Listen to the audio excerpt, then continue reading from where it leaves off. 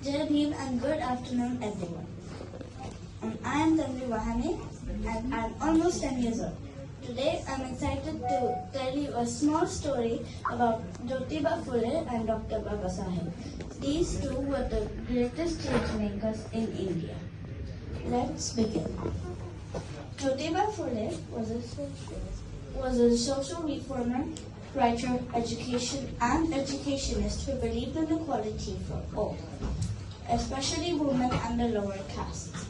Despite facing many oppositions and barriers from the upper caste society, he and his wife Savitribai Phule started the mission to educate girls.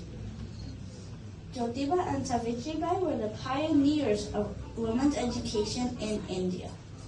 Dr. Babasaheb Ambedkar was the chief architect and chief writer of the Indian Constitution. Both wanted a fair and kind society. Education for all and the first school for girls. Both Babasaheb and Jyotiba believed in women's rights. They worked to make education open to all, especially lower castes.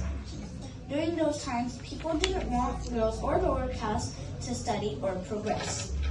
But despite many oppositions, Jyotiba and his wife Savitribai started India's first women's school in 1848 in Bhilewala, Pune.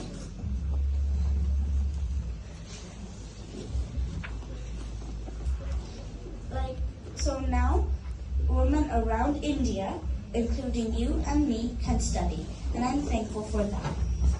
Babasaheb was treated unfairly because of his caste, but worked hard and built schools like Siddharth College to help those who were left out. Also, Babasaheb was of the opinion that a society cannot progress until its women are free. Contribution to the abolition of child marriage. Jyotiba Phule and Savitribai not only educated children, but also worked hard to stop child marriages by educating families about the harmful effects of it. They promoted education and awareness as the key to ending this harmful practice. Babasaheb was also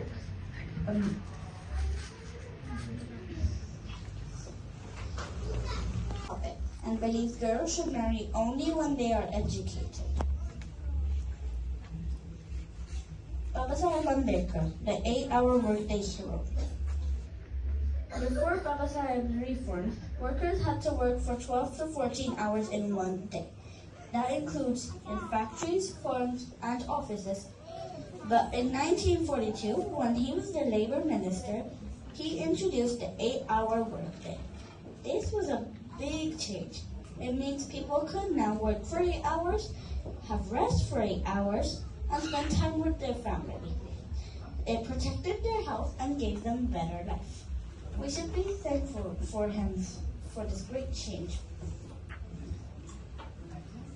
Why Babasaheb chose to follow Buddhism? Babasaheb studied many religions and concluded that Buddhism is based on reasons, not blind faith. It focuses on self-improvement and wisdom, not rituals or superstitions. It promotes peace and kindness, not violence or hate. It teaches liberty, equality, and fraternity. The same values Babasaheb wanted for India. Buddha's teachings matched Babasaheb's dream of a fair and just society. So, on 14th October 1956, at Dikshabhumi, Nagpur, Babasaheb and over 5 lakh of his followers converted to Buddhism, starting a peaceful revolution of dignity and self-respect. Dr. Babasaheb Ambedkar and Jyotiba Phule were not just great leaders.